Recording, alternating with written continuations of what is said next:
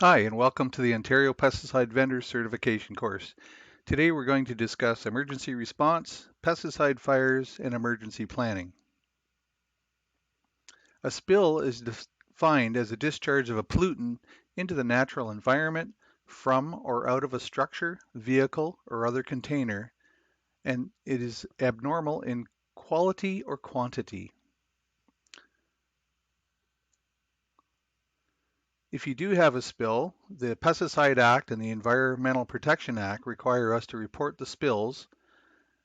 We do this by contacting the Spills Action Center at 1-800-268-6060 and your local municipality in which the spill took place. You are also required to clean up the spill entirely, as well as the owner or person in control must compensate any parties for any losses.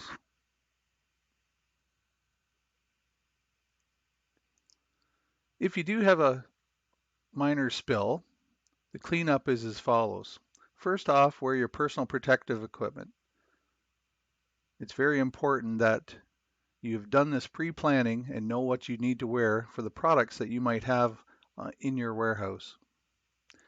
Stop people and animals from entering the area. It's human nature to want to stop and see what happened or investigate any sort of accident, but it's very important to keep people and animals away from entering so that we don't endanger them, as well as track the pesticide all over the building and warehouse and into offices and so on. So keep people out. Ventilate the area, open doors, windows, whatever is available, turn on ventilation fans. Stop the container from leaking. So again, with pre-planning, we have a recovery drum or pail nearby that we can put that leaky container into as quickly as possible. Label the contents of the container properly. This would include the name of the product, the active ingredient, and the PCP number. And then, after looking at the label, clean up the spill according to the label directions. In the case of a major spill, the following will help you in the safe cleanup. First of all, protect yourself. Survey the area. Make sure that there are no other hidden dangers besides the pesticide, like power lines or vehicles that might still be running or anything like that. Remove other people and keep them away. Again, bystanders want to see what's going on. Stop their exposure. We do this by limiting the spill. If you have a shovel or some absorbent material, which you should have on a vehicle transporting pesticides, make sure that you're able to shovel some dirt or do something to stop further exposure to anyone around and the environment. Keep your problems small. Again, keep others away. Call the Spills Action Center. Stop the spill from spreading and clean it up. In this example we see in the picture on the right, I'll explain what happened. A farmer was driving up the road with a tractor and sprayer, and the, the sprayer tipped over as it hit the shoulder of the road.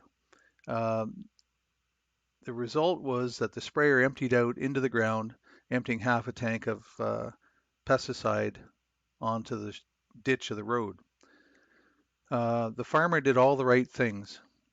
He called 911, called the Spills Action Center, got some help there.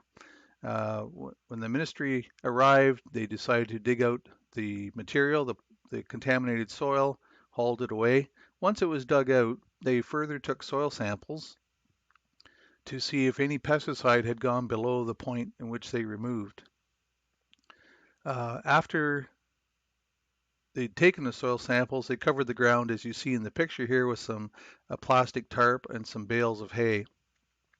The idea is that if it rained, we didn't want to have rainwater pushing that pesticide further into the soil. After the pesticide soil samples came back, there was no further pesticide found, and they simply removed the bales and the plastic, reseeded the grass area, and everything was cleaned up and completed. Interestingly, in this case, the farmer was not charged as it was just an accident and he did everything correctly. Also, his insurance company covered the majority of the costs. Pre-fire planning. In writing, annually inform your local fire department that you store pesticides. This is mandatory. It's in the Pesticide Act. Store all pesticides in one area. Keep an up-to-date inventory. Map a floor plan of the pesticide storage area so that you know where the poisons are, the flammables, the corrosives, and the non-regulated products. Make a plan for dikes and drainage.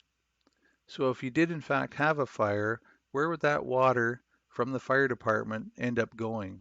Is there wells nearby? Is there streams, fresh water, ponds? Make sure you have that planned ahead. Teach your workers and your family what to do in case of an emergency. It's really important that everyone on site knows. You never know who might be the person there working when a fire or an emergency occurs. If a fire occurs, get everyone out and call the fire department. A chemical fire is a huge chemical experiment.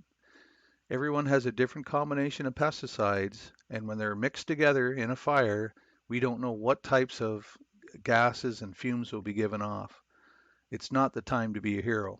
Get everyone out, call the fire department, and then keep everyone clear of the area. In addition to helping with the pre-fire planning, it's good to draw a map.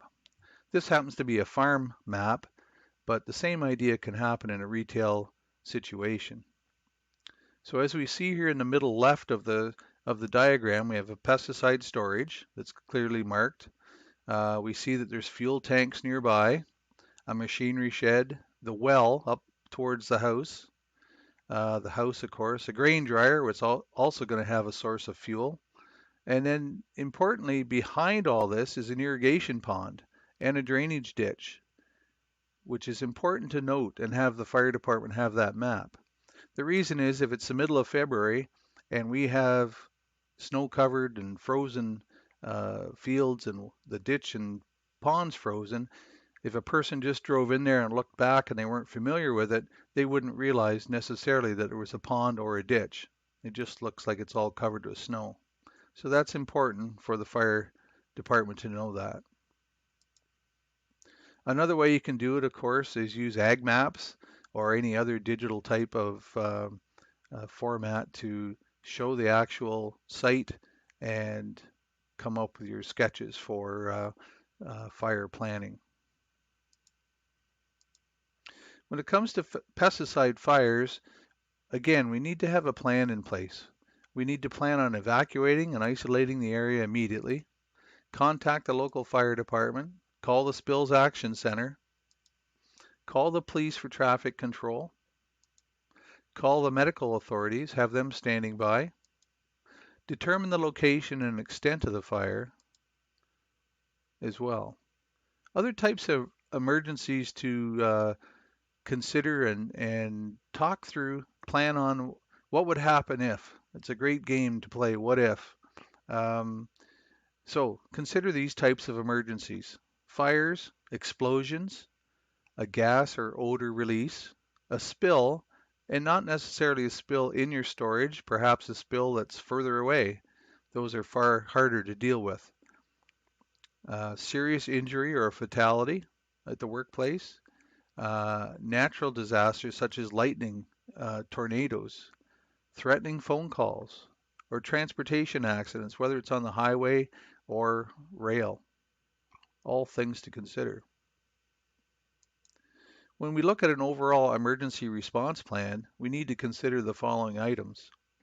Assign emergency coordinator. Have an emergency call list available. And this is really important to have after-hour numbers as well. If something happens on the weekend or late at night or a holiday, those are the worst times to try and find help when you need it. Get some emergency helpers in the community. So such people that might own backhoes, excavators, have pumps available, a large supply of absorbent material, perhaps larger than you might have on hand. You need to have all these things at your fingertips. Again, we talked about the maps, but have those maps of the warehouse and surrounding area in your emergency response plan. Have an accurate inventory, be able to access that. Keep and maintain emergency equipment that is just for emergencies.